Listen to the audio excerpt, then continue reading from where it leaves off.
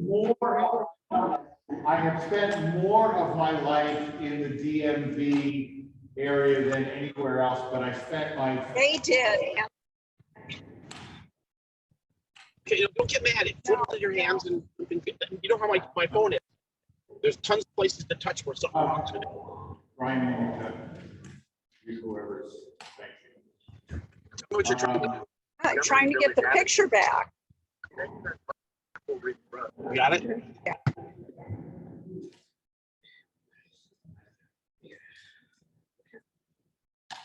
That does not come off of my time.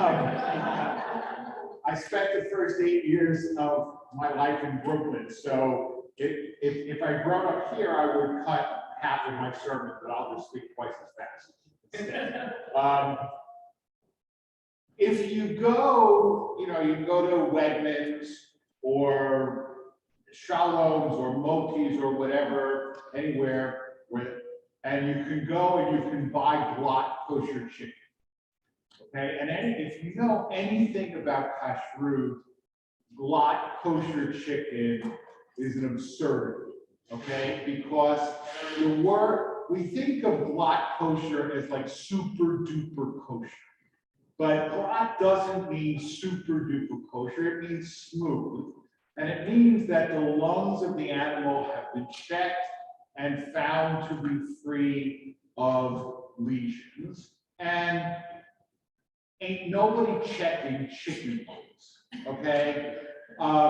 They are assumed to be free of lesions, but in the last 40 years or so, 50 years maybe, the demand for Glatt kosher has grown such that if a certifying agency doesn't label something Glatt, it's considered not reliable, okay? But there ain't no such thing as Glatt chicken, let alone Glatt salmon, or Glatt pizza, or Glatt bagels, or whatever, okay?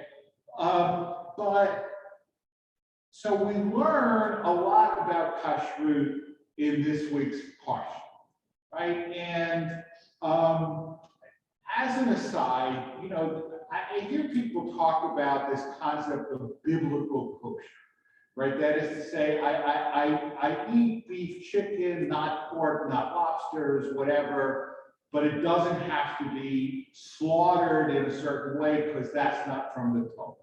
Okay, and I don't want to diss that. Okay, when I started finding my own way towards observance, that was what I observed for a few years, right? But if you look at this week's parsha, it actually implies the existence of an oral law, because it says, "You shall slaughter these animals as I have commanded."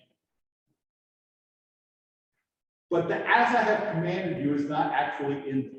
Okay, so we have to assume that there is an oral tradition about how to slaughter these animals because the Torah itself alludes to it, right? But one of the innovations in this week's parsha is the idea of eating meat in a secular context, okay? But in order to eat that meat in a secular context, it has to be slaughtered properly, and you can't eat the blood. Okay, now some of you are looking at me and say, "Rabbi, what the heck do you mean by eating meat in a secular context?" Okay, prior to the laws in this parsha, right, the only way you could eat meat was in the context of a sacrifice, right?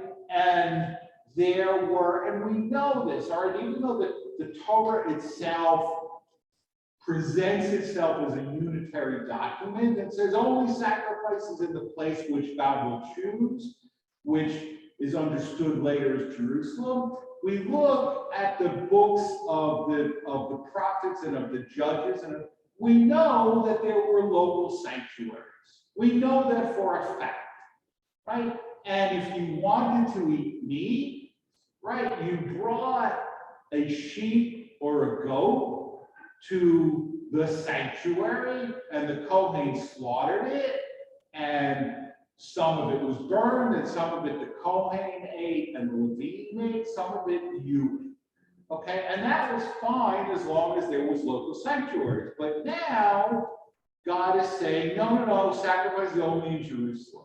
Okay, what does that mean? If I don't live in Jerusalem and I'm jonesing for a hamburger, right? Even with the much improved railways that exist in Israel today, right?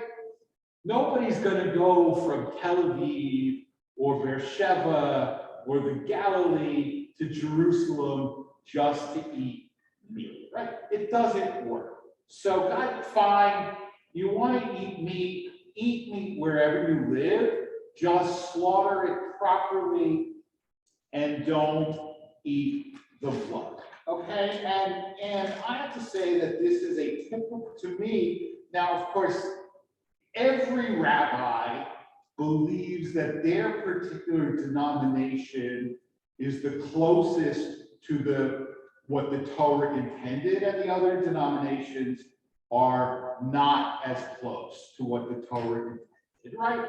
But of course, this week's parsha proves beyond a shadow of a doubt that conservative Judaism is closest to what the Torah intended. Right? Because what? Because it's pragmatic. It's pragmatic. It says, look, in an ideal world, you wouldn't eat meat at all. But God said, I know you. Okay, I know you. You like meat, most of you. Okay? So eat meat, but do it this way.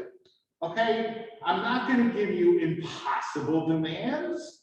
Right, but the demands that I do give you, which are entirely reasonable, you should follow, right? And what's unfortunate is that this move towards stricter and stricter kashrut, right? So, like, okay, there is, I'm pretty sure. There is an OU on this bottle of spring water from Wegmans, okay? And spring water does not need a hechsher. Water does not need a hechsher, right? And if I had more, I would say it is forbidden to buy anything with a hechsher that doesn't need a hechsher, okay? But that would eliminate a lot of products, right? But the problem is that when I was growing up, right? And I mentioned that I was growing up, I grew up in Brooklyn. It was very common for people who were not super religious to have a kosher kitchen so that their friends and relatives who were more observant would be comfortable eating there, right? Today, for the most part, right, with certain exceptions, right? I mean, if you are conservative and your kids are Orthodox, but your kids know you and you know their rules and they trust you, they might still eat in your home, right? But I also know plenty of people with Orthodox kids where the kids won't eat in their home despite the parents' best efforts, right? And kashrut, instead of being a unifying factor, has become a dividing factor, and it's also become a disincentive to eat kosher.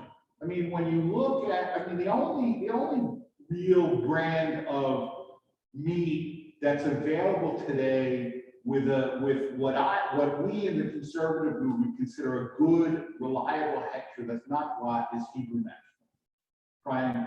Right? And if you look at the difference in the price of Hebrew National hot dogs versus A&H hot dogs, which are, A&H hot dogs are probably tastier for mine, right? But, when you can get a 4-pack of Hebrew National for less than $10 at Costco, and whatever, and it's probably the same for 1 pack of A&H, it's a disincentive to people to keep kosher. And I wish really that we could go back to the pragmatic intent of the Torah and find a reasonable way for all of us to have, kosher enough, right? That should be the new label. Okay, there's glatt kosher, and then there's glatt kosher Hasidic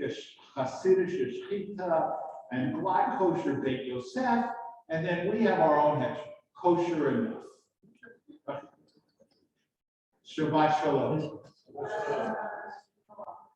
And we continue with Musaf, which is a different Musaf because it is Rosh Chodesh. And nevertheless, the Hatzik Kaddish 155 or 428. But